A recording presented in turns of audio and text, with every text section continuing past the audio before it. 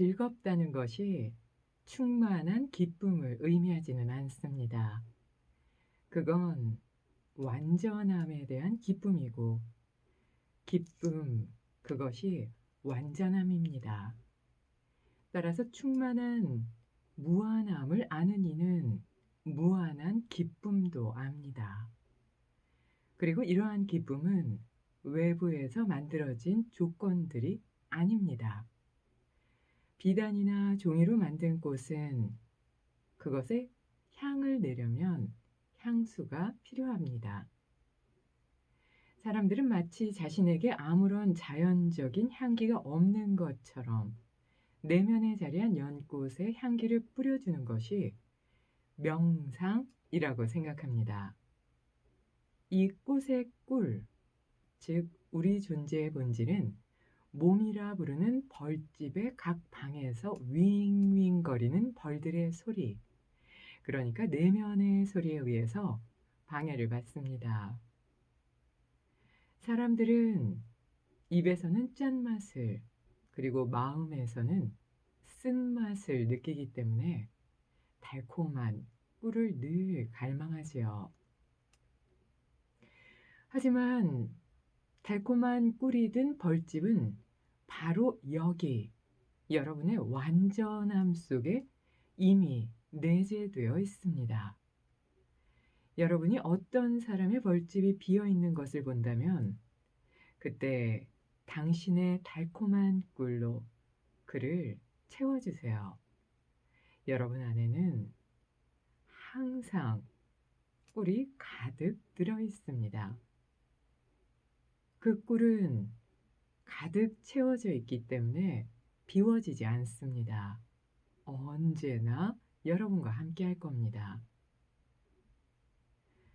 여러분은 잔이 가득 채워져 있으면 편안하고 안정된다고 느끼고, 또 잔이 비어 있는 걸 보면 왜 마음이 아프다 혹은 허전하다 라고 생각하는 거예요. 그건 여러분 마음이 따뜻하기 때문입니다. 여러분의 마음 안에는 이미 자비심이 가득합니다. 그래서 항상 누군가를 도울 수 있는 준비가 되어 있습니다. 그러니 당신의 그 온화함과 너그러운 마음을 믿어보세요. 그리고 주변에 잔이 비워진 거친 사람, 그리고 불쌍한 사람이 있다면 그 잔을 채워주세요. 당신이 가진 것은 무엇이든 부어주고 나눠주고 그와 함께 하세요. 그럼 여러분은 완전함을 느끼게 될 겁니다. 그리고 그 완전함 속에서 살아가는 겁니다. 여러분이 벌집에 다가갔을 때 벌집의 어느 부분을 맛보아야 최상의 단맛을 즐길 수 있을까요? 분노로 가득하고 늘 비탄하며 말이 많고 침묵하지 못하는 사람, 그리고 삶에 대한 욕구 불만으로 가득한 사람은 달콤한 벌집 속에서도 그 꿀을 맛볼 수 없습니다. 그래서 삶은 항상 힘들다라고 불평불만을 하지요. 자신의 능력을 가두지 마세요. 당신은 완전합니다. 그 완전함을 즐기세요.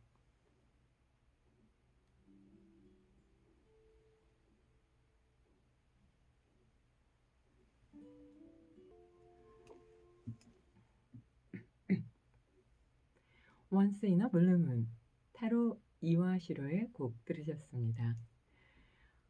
그러니까 내가 충만해, 완벽해, 나는 가득 차 있어, 그리고 내 안은 달콤함으로 가득하지, 그러니 이걸 나눠줄 수 있어, 그리고 그건 나눠주어도 비지 않아 라고 생각하면 주변에 두려움 없이 잘 나눌 것 같은데요.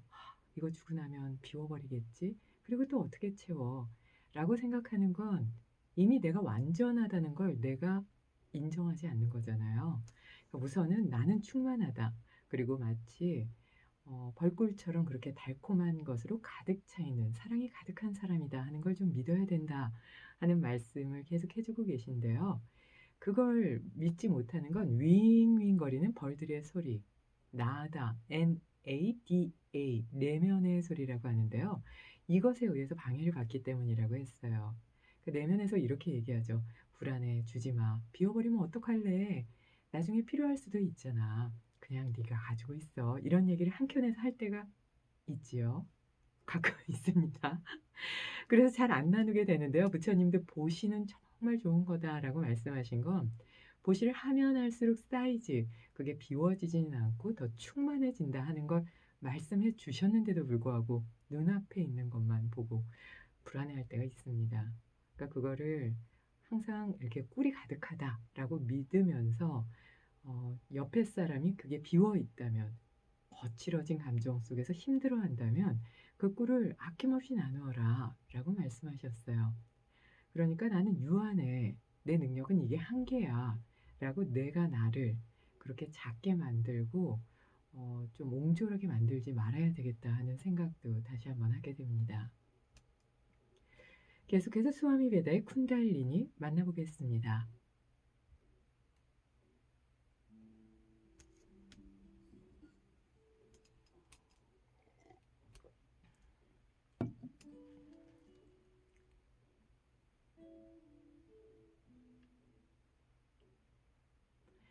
옛날에 메마른 곳을 지나가는 목이 마른 사람이 있었습니다. 그 여행은 길고 힘든 여정이었습니다. 그래서 그는 다른 여행자에게 강으로 가는 길을 물었습니다. 그 여행자는 자신도 그곳으로 가는 중이니 함께 가면 좋은 친구가 될 거라고 말했습니다. 그리고 함께 가서 실컷 물을 마시자고 했지요. 두 사람은 함께 걸었고 강에 도달했습니다. 길을 안내해 준 사람은 허리를 굽히고 두 손바닥을 오므려 물을 떠서 마음껏 마셨습니다. 물이 있는 곳으로 안내받은 그는 목이 말랐지만 앉거나 손을 오므려 물을 떠서 마시려고 하지 않았습니다. 제자리에 선 채로 입만 떡 벌리고 서 있었지요. 그래서 안내해 준 사람이 물었습니다. 당신은 왜 이 물을 마시지 않나요? 자, 저처럼 앉아서 손을 오므려서 받아서 마셔보세요. 시원합니다. 그러자 이렇게 말했습니다.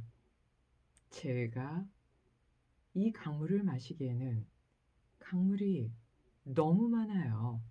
그래서 저는 못 마시겠습니다. 라고 대답했습니다. 이것이 자신의 역량을 제한적으로 생각하는 스스로를 한계 속에 가둔 사람들의 모습입니다. 여러분을 한계 속에 가두지 마세요. 할 수 있는 걸 즐기면서 하세요. 강물을 전부 마시지 않는다고 누군가 당신을 죄인이라고 하거나 왜 강물을 마시지 않나요? 다 마셔야 합니다. 라고 책임을 묻지 않을 겁니다. 어디서든 여러분이 원하는 걸 바로 시작하세요. 그리고 여러분이 원하는 달콤한 꿀이 가득한 벌집의 방에서 충분히 즐기세요. 그 달콤한 꿀은 여러분 내면에 있습니다. 여러분은 여러 개의 방의 꿀을 맛볼 수 있습니다. 여러분이 어디에 있든지 바로 그곳에서 시작만 한다면 달콤한 꿀은 거기에도 가득할 겁니다. 다른 곳에 갈 필요가 없습니다. 집에 가기 위한 비행기표를 예약할 필요도 없지요. 비행기를 탈 때는 다른 나라에 있을 때죠. 그때는 집에 가기 위해 큰 배, 작은 배, 자동차, 비행기, 이런 운송수단이 필요합니다. 하지만 당신이 집에 이미 앉아 있다면 그렇게 이동할 필요가 없습니다. 당신이 언제나 거주해왔던 그 집은 무한한 곳이며 영원한 곳입니다.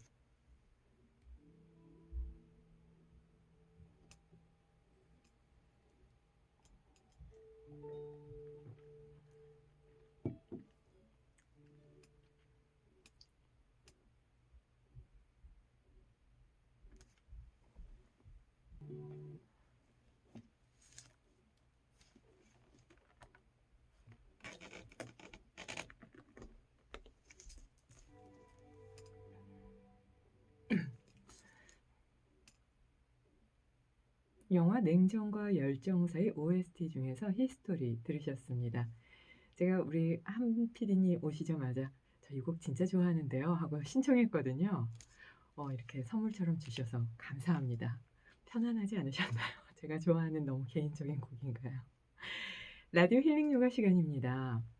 우선은 그 힐링 요가 시간에 3 초에 대한 내용을 정리해 드렸는데요. 이 3 초에 대한 내용하고요. 앞에 말씀드린 그 스와미 베다께서 말씀하신 게 이어지지요. 그래서 그 3 초에 대한 내용은 나 자신의 몸 전체가 나눠진 구역으로 이렇게 보면서 충분하다 하는 걸 이렇게 정리하는 부분인데요.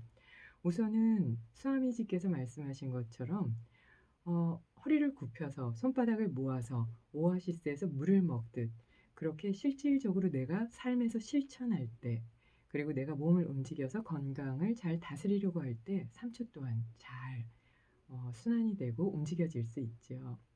스와미지께서 말씀하신 건 스스로를 자꾸 가두지 말아라. 내면에 당신은 이미 충분한 능력이 있다. 이렇게 말씀하셨는데요. 이것과 연결해서 3초의 내용을 함께 말씀드리도록 하겠습니다. 그러니까 3초는 실제 뭐 위장이나 대장이나 심장처럼 이어지는 건 아니지만, 또 이렇게 장기가 딱 있어서 이건 심장, 이건 위장 하듯이 이렇게 나누는 건 아니지만 영역별로는 나눠질 수 있다고 보거든요. 그래서 호흡기에 해당하는 상초, 소화기에 해당하는 중초, 노폐물을 내보내고 생식기 부위를 담고 있는 하초, 이렇게 땅을 나누듯 그렇게 영역을 나눈 것을 3초라고 해서 세 개죠. 상, 중, 하 이렇게 나누는데요. 우선은 횡격막 윗부분을 상초라고 보고요. 횡격막 아래와 배꼽의 위를 중초라고 해요. 그리고 배꼽 아래를 하초라고 합니다. 상초는 마치 그 안개와 같고요. 중초는 거품과 같다고 했습니다. 하초는 도랑과 같다고 했는데요. 그만큼 노폐물이 잘 나갈 수 있는 그런 부위지요. 그래서 들고 나는 것을 기준으로 했을 때는 우선은 위에 위치한 횡격막 위에 있는 상초에서는 음식과 공기를 받아들이고요. 중초에서는 보통 받아들이는 영양분을 흡수하는 쪽에 해당합니다. 그러니까 하초는 배출하는 기능과 연결되어 있는데요. 이것이 잘 움직이게 될 때만 실질적으로 마음도 순환이 잘 되어서 고요해질 수 있다고 보거든요.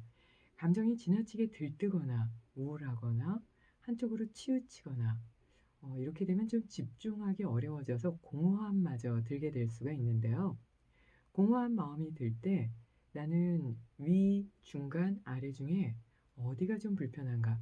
숨을 마셔봤는데 어깨가 좀 올라간다거나 위장 있는 데가 숨이 안 들어가고 명치 아래쪽으로 숨이 떨어지는 것 같지 않다거나, 또는 하복부가 좀 너무 냉한 것 같다거나 이러면 그 부위에 맞는 음식을 드신다거나 운동을 하시면 도움이 되는데요.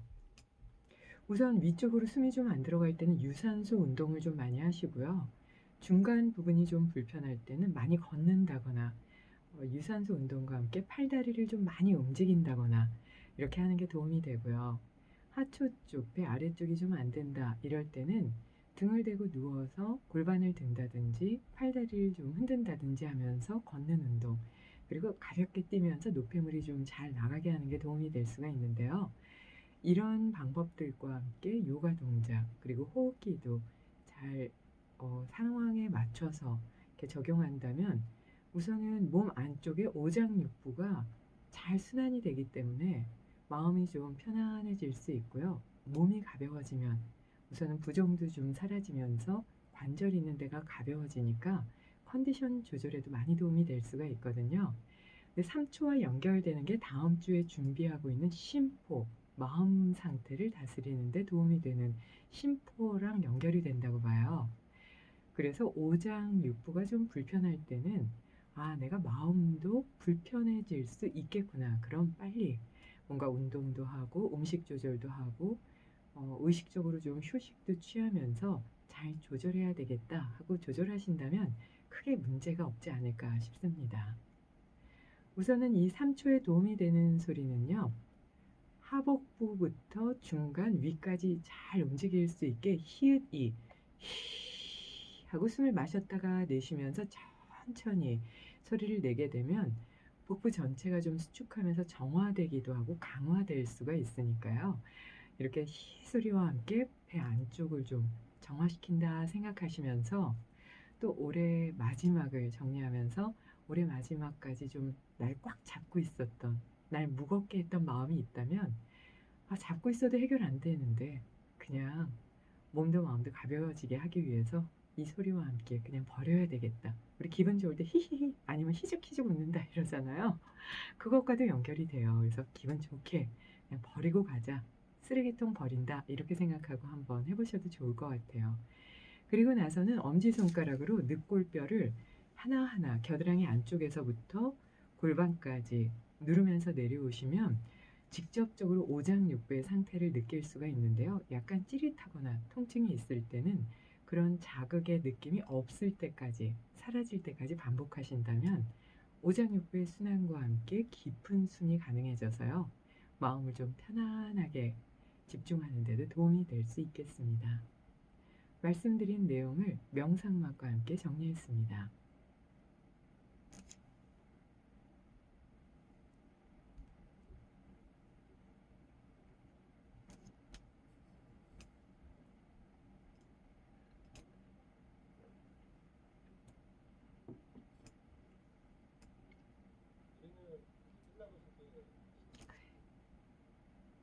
네네. 네네. 네.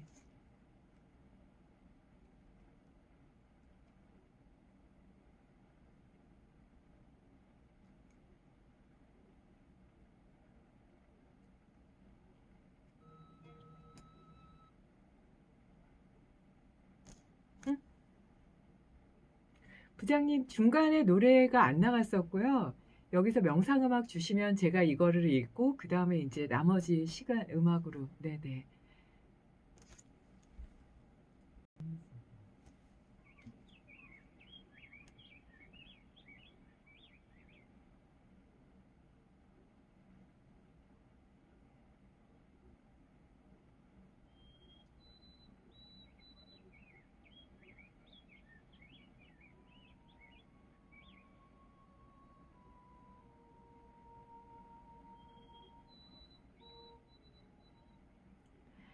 자, 자리에 편안하게 앉아보세요.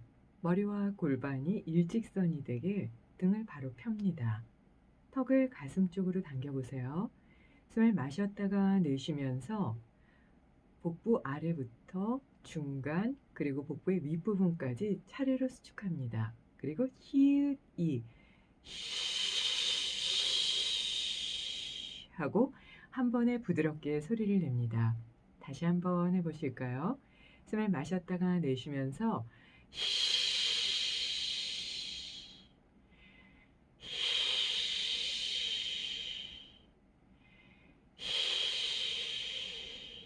이렇게 3번 정도 반복해서 숨을 마시고 내쉬어보세요. 그리고 숨을 마시면서 늑골을 최대한 확장한 상태에서 양쪽 엄지손가락을 겨드랑이 안쪽에 가져갑니다. 등에서 배 쪽으로 천천히 누르면서 뼈 사이사이 온폭 들어간 데를 자극해 보세요. 겨드랑이 안쪽에서부터 골반까지 천천히 내려오면서 늑골뼈 사이사이를 자극합니다. 다시 한번 해보실까요? 엄지손으로 늑골뼈 사이사이에 온폭 들어간 데를 등에서 앞쪽 방향으로 천천히 누르면서 겨드랑이 쪽에서 골반까지 천천히 내려옵니다. 통증이 느껴지거나 자극이 느껴질 때는 그 자극이 풀릴 때까지 반복해 보세요. 오장육부의 순환을 원활하게 해서 숨을 깊게 하는 데도 도움이 됩니다. 그리고 자리에 편안하게 앉은 상태에서 겸허한 마음으로 살아 숨쉬는 생명의 소중함, 그리고 따뜻한 사랑에 집중할 수 있는 고요한 명상의 시간을 가져보세요.